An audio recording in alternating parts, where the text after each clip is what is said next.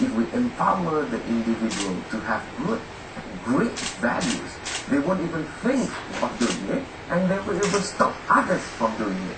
So, does these two combine well together, or can we have, say, we're going to kill you if you give blood? For example, that's the harshest thing you can do, but on the other hand, we want you to have good values and give blood this way. Sometimes kind of an antithesis, you look at it. So you've been looking at this for more than 2 decades and 3 decades. So let's talk about that after this topic.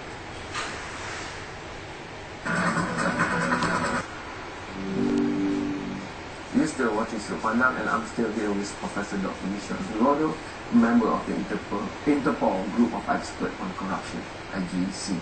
And we're talking before on a very philosophical approach, if you like, but not on the practical side.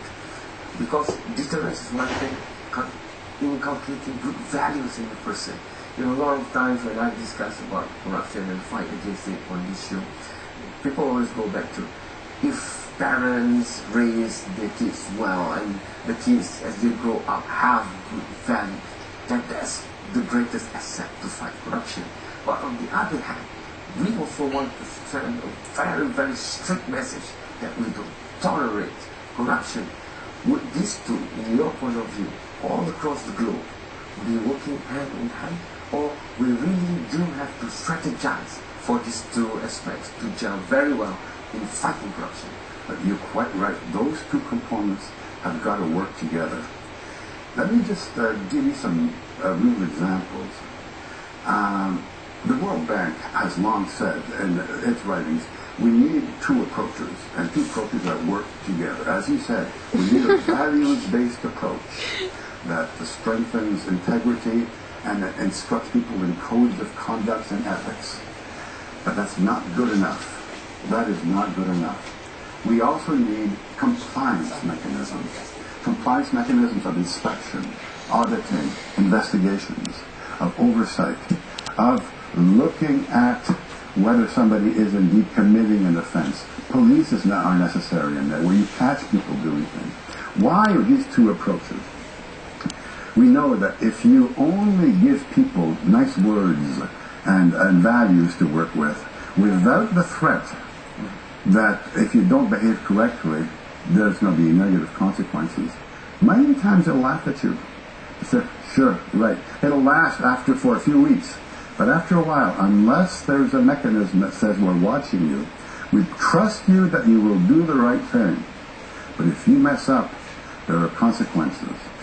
And that makes a lot of sense. So you need both approaches. On the other hand, if you have only a police approach, only a police state that heavily emphasizes inspection, surveillance, monitoring, and punishment, and no values approach, what you end up by having is spending millions and millions of ringgit on an enforcement approach. And you're forced to do that because there's nothing to sustain the individual's esprit de corps, his ethics, his morality, and his sense of values. So I know the Integrity Institute of Malaysia is very, very interested in strengthening integrity within families, and that's where everything begins. And for example, I think one of the questionnaires that the Institute asked was, how often do your children spend having dinner with you at night? Okay? And families ought to be encouraged and think not to let their children go out as they wish, but to have a family sit down dinner at least once a week. And what takes place there is a discussion of family life, of important ideas, of values, and which serves to transmit and inculcate values. So it begins there. The solution is a bit complex. We studied several European countries where we found that among police departments, some of them had very, very few compliance mechanisms, but they had strong values, and they were at the top of the TI index. We found some other countries, on the other hand, certainly Western-based countries, those that use a common law system, England, Australia, Canada, Singapore, that have a good ranking, but that ranking is because they have strong compliance mechanisms. So some countries work well and need to have compliance mechanisms, okay, and others can function very well without having too many of them because the values that they inculcate are very powerful vehicles.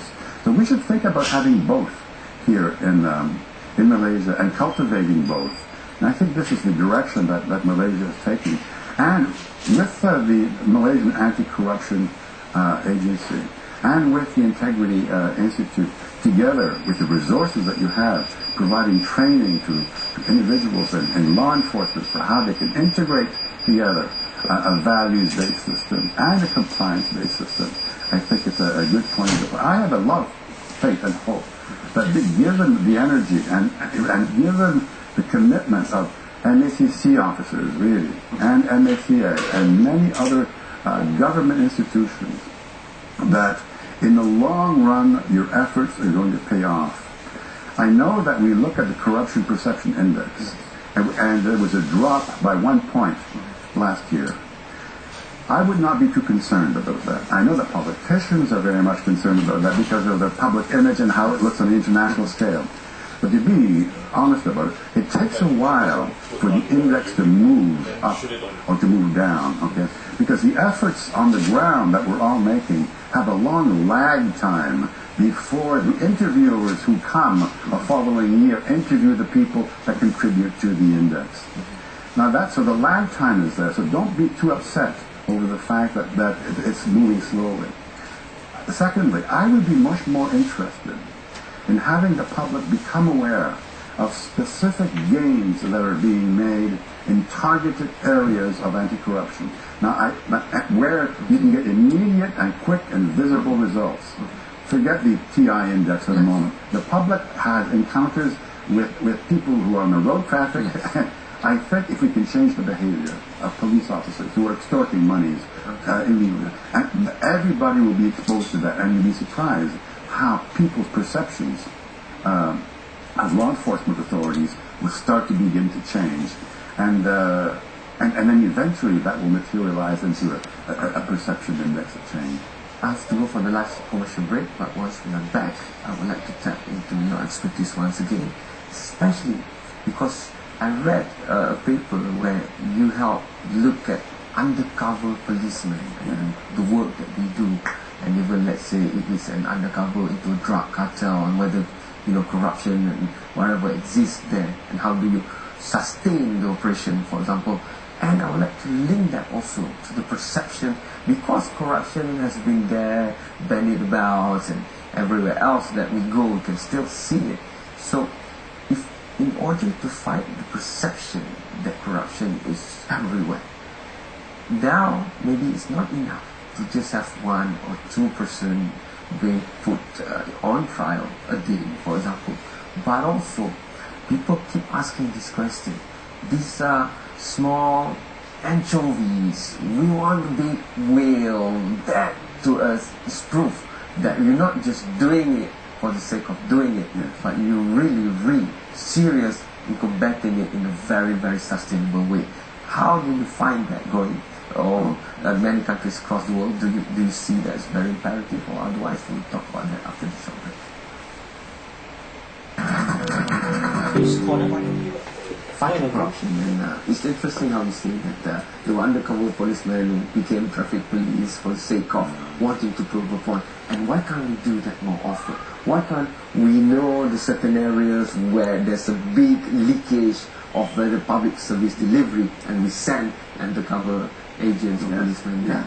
Good question. Very good question. Let me tell you, I first started off this work about 30 years ago when the Royal Canadian Mounted Police invited me to examine why they were having problems with their undercover agents when they were doing drug purchases. So I went in there and started to study the problem, and I looked on 3 things. One is that the work of an undercover agent is very